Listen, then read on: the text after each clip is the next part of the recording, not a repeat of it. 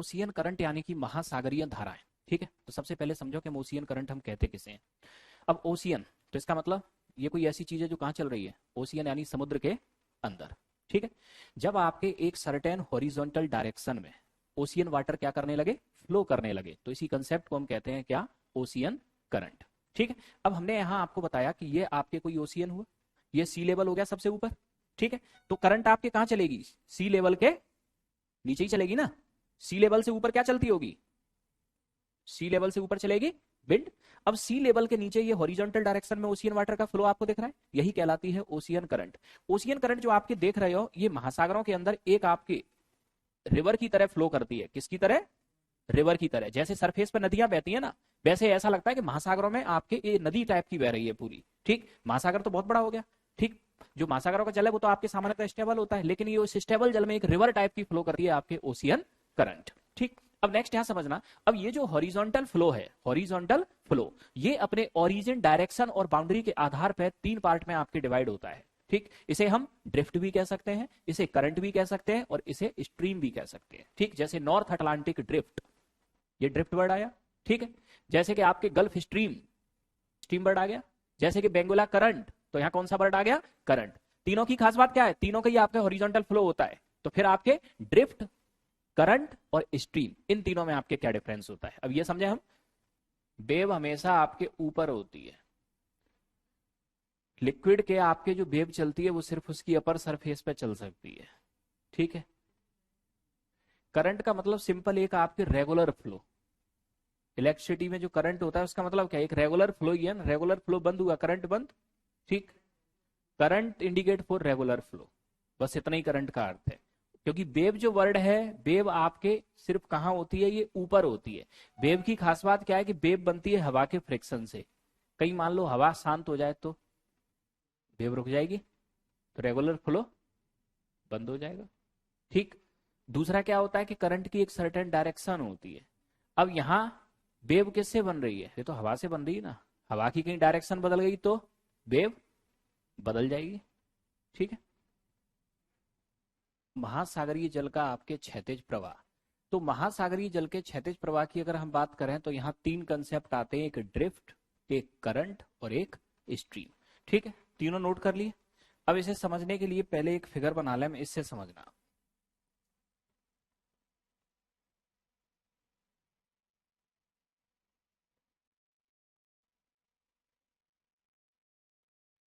इसके ऊपर चल रही होगी क्या, विंड ऑफ वाटर बढ़ता जाएगा। ठीक, डायरेक्शन ज्यादा क्लियर होती जाएगी, क्योंकि ड्रिफ्ट विंड के प्रभाव से चल रही है और विंड की डायरेक्शन बदली तो ड्रिफ्ट की डायरेक्शन बदल जाएगी। जबकि करंट और स्ट्रीम में ये डायरेक्शन विंड स्टार्ट तो करेगी, लेकिन विंड ने अगर एक बार स्टार्ट कर दी तो फिर बदलेगी नहीं है। फिर विंड चाहे इधर हो चाहे इधर हो, करंट तो चली गई फिर सीधा। ठीक, एग्जैक्टली, एग्जैक्टली। ठीक है, ड्रिफ्ट का प्रभाव कम होगा, करंट का प्रभाव उससे ज्यादा, स्ट्रीम का और ज्यादा होगा, क्योंकि इसमें लार्ज अमाउंट में वाटर चलेगा, पूरी इकोलॉजी को प्रभावित कर देगी ये। ठीक, तो अब सरल शब्दों में हम देखें तो ड्रिफ्ट आपके, हमने क्या देखा, जब विंड के प्रभाव से, जब विंड के प्रभाव से विंड की डायरेक्शन में क्या चलने लगे, हॉरिजॉन्टल फ्लो होने लगे ओशियन वाटर का, तो ये कंसेप्ट कहलाता है ड्रिफ्ट। ड्रिफ्ट की डायरेक्शन और बाउंड्री, बाउंड्री मतलब कितने एरिया में चल रही है, और डायरेक्शन मतलब इसकी दिशा क्या है, ये क्लियर नहीं होता, क्योंकि विंड की डायरेक्शन बदली तो इसकी बाउंड्री और डायरेक्शन दोनों चली चेंज हो जाएगी। ठीक है, फिर करंट, करंट कई फैक्टर्स के सम्मिलित प्रभाव से, विंड की डायरेक्शन उसे दिशा जरूर देती है, लेकिन करंट आपके उस सिचुएशन में चलती है जब एक तरफ आपके विभिन्न फैक्टर के सम्मिलित प्रभाव से वाटर लेवल हो जाए अप और एक तरफ हो जाए water level down, water level down.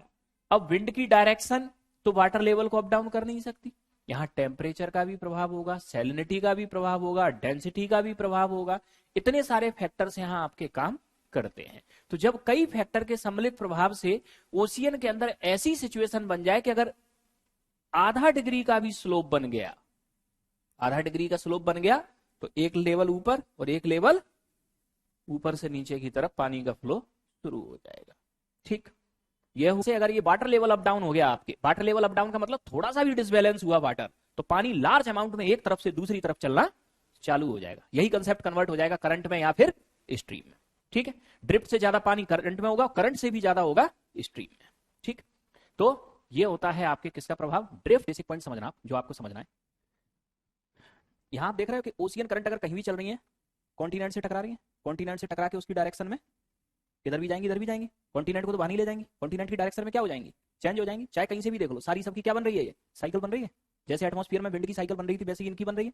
ठीक, ये साइकिल आप इसलिए इस पे समझ लो क्योंकि जब भी ये किसी कॉन्टिनेंट से टकराएंगे, हर ओशियन के दोनों तरफ कॉन्टिनेंट है। जैसे मान लिया ये अटलांटिक ओशियन है, ये अटलांटिक आपने ओशियन देखा, तो ये कौन सा है, साउथ अमेरिका, और ये अफ्रीका। ठीक, और ऊपर आ जाओ, नॉर्थ अमेरिका, ये यूरोप। यानी कि हर ओशियन के दोनों तरफ आपके क्या होंगे, कॉन्टिनेंट होंगे। ठीक, अब एक तरीके से आगे समझना, देखो अब यहां समझना कि यहां ओशियन करंट की सिचुएशन आपके होगी क्या। यहां एक कंसेप्ट समझ लेना सबसे पहले। ये हमने आपके देखा कि ये कोई आपके एक ओशियन है, क्या है, एक ओशियन। ओशियन को लें तो एक कटोरे के शेप में ही होगा ना, ये उसमें पानी भरा होगा आपके, इसके एक तरफ एक दूसरा कॉन्टिनेंट, इस तरफ दूसरा, हर ओशियन के दोनों तरफ कॉन्टिनेंट होंगे। ठीक है, अब देखना ऊपर से आपके चली क्या, ठीक है, तो यहां आपके क्या होगा कि पानी की मात्रा बढ़ेगी ना, इधर प्रेशर बढ़ेगा, प्रेशर बढ़ा तो इस हाई प्रेशर से आपके पानी शिफ्ट होगा किधर, नीचे की ओर। ठीक है, अब नीचे की ओर तो तली आ गई, यहां प्रेशर बढ़ा, चाहे आप सब छोड़ दो, बड़ा सिंपल सा कंसेप्ट, पास्कल्स लॉ। इस क्लोज्ड कंटेनर है ये, पास्कल का नियम लगा दो। पास्कल का लॉ कहता है कि जब भी किसी बंद कंटेनर में रखे लिक्विड पे अगर कोई प्रेशर लगाया जाए तो लिक्विड के द्वारा उस प्रेशर को आगे ट्रांसफर कर दिया जाएगा। ये ट्रांसफर हो गया, ये नीचे की तली में, और आगे ट्रांसफर, आगे भी बंद है, ये आ गया कहां, ऊपर। साइकिल बन गई पूरी, यहां से चल के कहां गई, यहां आ गई। अब यहां देखना आप, ये डिस्टेंस आपको 2 सेंटीमीटर दिख रही है नहीं, ये 6000 किलोमीटर है। ठीक, तो यहां जो आपको दिख रही है ना, तो थोड़ी सी चल रही है, थोड़ी सी नहीं चल रही है, ये 4-6 हजार किलोमीटर है कम से कम। तो इतने अमाउंट में जब पानी हॉरिजॉन्टल फ्लो करेगा तो अब यहां दो चीजें होंगी, एक तो ये सनलाइट को एब्जॉर्ब कर रहा होगा, हल्का सा गर्म होगा उससे। ठीक, पानी के मॉलिक्यूल जब फ्लो करेंगे तो काइनेटिक एनर्जी इससे भी तो जनरेट हो रही है, उससे भी तो हीट करेगा पानी। तो यहां आते आते ये पानी आपके, इसका जो टेम्परेचर होगा वो क्या हो जाएगा, बढ़ना शुरू हो गया बढ़ना शुरू। ठीक, यानी कि आपके यहां से ये पानी आया, इसका टेम्परेचर क्या हो गया, बढ़ गया। ठीक है, ये सिचुएशन हुई। तो हमने यहां देखा क्या कि जहां कहीं भी डाउन वेलिंग होती है वहां हमेशा टेम्परेचर हो जाता है, और यहां पानी कैसा हो जाएगा, यहां का गर्म। ये हीट डिस्ट्रीब्यूशन होता चला जाएगा। 500 मीटर की डेप्थ के बाद सनलाइट नहीं आती। ठीक, 500 मीटर की डेप्थ के बाद ओशियन में सनलाइट नहीं जाती, और ओशियन की एवरेज डेप्थ होती है 4000 मीटर। ये धीरे धीरे धीरे नीचे चली जा रही है, हीट डिस्ट्रीब्यूट होता जा रहा है। अब जब आपके ये अंदर से यही दूरी तय करेगा ना, अगर इसने 6000 ये किए तो 6000 ये भी तो कर रहा होगा, तो ये पानी हो जाएगा ठंडा। अब जहां ये ऊपर निकलेगा, अप वेलिंग होगी, वहां टेम्परेचर हो जाएगा डाउन। और इस कॉस्ट पे अब यहां याद रखना, जिस तरह से आपके एयर की साइकिल बताई थी ना, हॉरिजॉन्टल एंड वर्टिकल, ओशियन के अंदर भी हॉरिजॉन्टल और वर्टिकल पानी की ये साइकिल बनती है। और ये साइकिल कौन बनाता है, ओशियन करंट। अगर ये साइकिल नहीं बनी तो ओशियन का टेम्परेचर इतना डिसबैलेंस हो जाएगा कि ओशियन के अंदर आपकी लाइफ सर्वाइव नहीं करेगी। कुछ ओशियन तो ठंडे में स्थित है, वो बहुत ठंडे हो जाएंगे, और कुछ गर्म में स्थित है, बहुत गर्म हो जाएंगे। तो जो ओशियन हीट बैलेंस है वो काम देख रहे हो ना, पूरी हीट ही का तो बैलेंस हो रहा है यहाँ। करंट का जो सबसे मेजर रोल है वो क्या है, हीट बैलेंस करना। ओशियन के अंदर टेम्परेचर को इसने क्या कर दिया, लाइफ सर्वाइव कर जाए उस लाइक बना दिया, मॉडरेट कर दिया टेम्परेचर। और इसी से ओशियन के अंदर आपके जब मॉडरेट टेम्परेचर होता है तो बायोडाइवर्सिटी, तमाम प्रकार की लाइफ, जीव जंतु सब एग्जिस्ट करते हैं। ओरिजिन ऑफ ओशियन करंट, महासागरीय धाराओं की उत्पत्ति का कारण। उत्पत्ति का कारण तो आपके एक ही है, water level up, water level down. ठीक है, एक या एक से ज्यादा फैक्टर के कारण ये हो सकता है, और इसको डायरेक्शन देती है कौन, प्लानेटरी विंड। प्लानेटरी विंड का काम क्या है, इनिशियल डायरेक्शन देना। ठीक, तो main reason water level up down. Water level up down salinity की वजह से भी हो सकता है या टेम्परेचर की वजह से भी हो सकता है। अब देखते हैं कैसे। सबसे पहले हम देखें पहला फैक्टर, टेम्परेचर। आपके ओशियन करंट का ओरिजिन कैसे होता है, टेम्परेचर किसका, ओशियन वाटर का। टेम्परेचर किसका, ओशियन। ठीक, एक तरफ हमने लिया जहां टेम्परेचर ज्यादा है, और यहां थोड़ी देर के लिए हमने मान लिया आपके ओशियन की जो सैलिनिटी है, सैलिनिटी यानी कि लवणता। सैलिनिटी क्या है, कांस्टेंट। सैलिनिटी को क्या मान लिया हमने, कांस्टेंट। सैलिनिटी का मतलब आपके क्या होता है, पानी में घुले हुए लवणों की मात्रा। सॉल्ट्स डिजोल्व इन वाटर, ठीक है। 1 किलो पानी है, 1 लीटर पानी है, इसमें कितने सॉल्ट घुले हैं, इसी को कहते हैं सैलिनिटी ऑफ वाटर, कितना खारापन है पानी के अंदर, ठीक। क्योंकि पानी के अंदर खारापन किसके कारण है, सॉल्ट्स के कारण। यही आपके क्या कहलाता है, सैलिनिटी। तो अब हमने यहां देखा कि ओशियन वाटर का जो आपके टेम्परेचर है, जो क्या है आपके टेम्परेचर, ठीक। सैलिनिटी को हमने क्या लिया, कांस्टेंट। तो दो ही स्थितियां हो सकती हैं, या तो टेम्परेचर ज्यादा होगा या कम होगा। कम ज्यादा की लिमिट नहीं है, ये 25 और 30 डिग्री भी हो सकता है, तो 25 कम 30 ज्यादा। 23 और 27 डिग्री भी हो सकता है, तो 23। डेंसिटी, डेंसिटी को एक शब्दों में हम बोले कंप्रेशन, यही हुआ ना डेंसिटी का मतलब। डेंसिटी का मतलब मॉलिक्यूल्स क्या हो गए, एक जगह कंसेंट्रेट हो गए। तो यहां क्या होगा कि यहां डेंसिटी कम है और वहां डेंसिटी ज्यादा है। तो डेंसिटी कम है तो यहां मॉलिक्यूल्स स्प्रेड कर जाएंगे, वाटर लेवल अप। और यहां डेंसिटी कम होने के साथ एक जगह इकट्ठे हो गए, एक जगह इकट्ठे होंगे तो क्या होगा, फैल जाएंगे, मतलब एक हाइट टाइप की बना लेंगे ना। और यहां डेंसिटी ज्यादा है तो ये एक लेयर में आना शुरू कर देंगे, ठीक। तो यहां आपके जो वाटर लेवल होगा, डेंसिटी आपके ज्यादा से, वाटर लेवल यहां आपके क्या हो जाएगा, डेंसिटी डिफर करेगी, डेंसिटी डिफर करेगी। तो यहां आपके वाटर लेवल क्या हो जाएगा, वेरी। लेकिन इसका मतलब ये नहीं है कि 100 मीटर ऊपर हो गया 100 मीटर नीचे, मुश्किल से आधे डिग्री का अंतर आएगा। कितने डिग्री का, 0.5 डिग्री। 0.5 डिग्री का स्लोप बनेगा ये। लेकिन पानी तो पानी है, अगर 0.5 का भी ढलान आ गया तो ये पानी बह जाएगा। यही होगा यहां, इस डेंसिटी के कारण आपके होगा क्या कि अप वाटर लेवल से डाउन वाटर लेवल की तरफ क्या हो गया, वाटर का फ्लो, वाटर का फ्लो। और ये तो जब कभी भी टेम्परेचर में डिफरेंस होगा तो टेम्परेचर वॉल्यूम को चेंज कर देगा, और वॉल्यूम चेंज कर देगा किसको, डेंसिटी को, ठीक है। जहां डेंसिटी आपके क्या होगी, कम होगी, ठीक, तो मॉलिक्यूल्स क्या होंगे, स्प्रेड होंगे, तो ये वाटर लेवल को अप कर देंगे, ठीक है। ये वाटर लेवल को अप करेंगे तो जहां डेंसिटी आपकी जो क्या होगी, ज्यादा होगी, ये कंसंट्रेट हो जाएंगे मॉलिक्यूल, तो इससे थोड़ा सा कंसाइज हो जाएगी ये लेयर। तो यहां वाटर लेवल हल्का सा डाउन हो जाएगा, हल्के से का मतलब 0.5 डिग्री का स्लोप, ज्यादा नहीं, ठीक। बहुत ज्यादा हो जाए तो 1 डिग्री का स्लोप, इससे ज्यादा नहीं बनता, लेकिन 1 डिग्री में ये पानी आपके फ्लो करना शुरू कर देगा। 1 डिग्री बहुत ज्यादा एंगल नहीं होता, लेकिन फिर भी ये फ्लो कर देगा। मतलब यहां से यहां, यहां से यहां, यही दिख रहा है ना, ठीक, ठीक। इसका मतलब हाई टेम्परेचर से लो टेम्परेचर, यहां भी दिख रही है ना ये हाई से लो की तरफ, ठीक। किसके प्रभाव से, ये टेम्परेचर के प्रभाव से।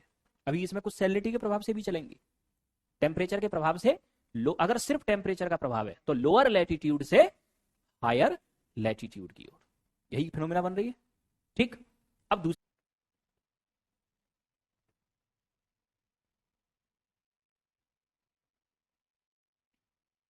अब यहां कांस्टेंट क्या मान लें हम,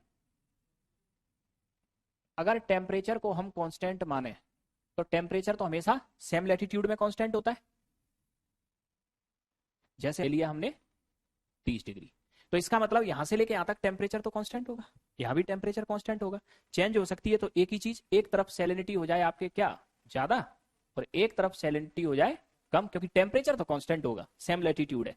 यहां हो जाए आपकी सैलिनिटी ज्यादा या यहां हो जाए आपकी सैलिनिटी कम, कुछ भी हो सकता है, यही दो कंडीशन हो सकती है, क्योंकि सेम लैटिट्यूड में टेम्परेचर तो कांस्टेंट होगा। सैलिनिटी का मतलब क्या होता है, पानी में घुले हुए साल्ट्स की मात्रा। सैलिनिटी ज्यादा है तो पानी में साल्ट्स ज्यादा है, ठीक है। तो सैलिनिटी ज्यादा है तो पानी में साल्ट्स ज्यादा है, इसका मतलब पानी की डेंसिटी, स्वाभाविक सी बात है, क्या होगी, जब साल्ट ज्यादा है तो डेंसिटी ज्यादा होगी। सैलिनिटी अगर कम है तो आपके पानी की डेंसिटी, डेंसिटी कम का मतलब वाटर लेवल डाउन, चल गई ओशियन करंट, ये लो हॉरिजॉन्टल फ्लो। और यही हॉरिजॉन्टल फ्लो आपके कहलाएगा ग्लेशियर, या फिर ये कम है, यही हो सकता है। ये तीनों फैक्टर में से कोई एक भी हो सकता है, हमने तीनों एक साथ ले लिए, ठीक। सोर्स है में, ठीक है। ये तीनों फ्रेश वाटर के सोर्स होते हैं, किसी भी कारण से फ्रेश वाटर बढ़ जाए या कम हो जाए।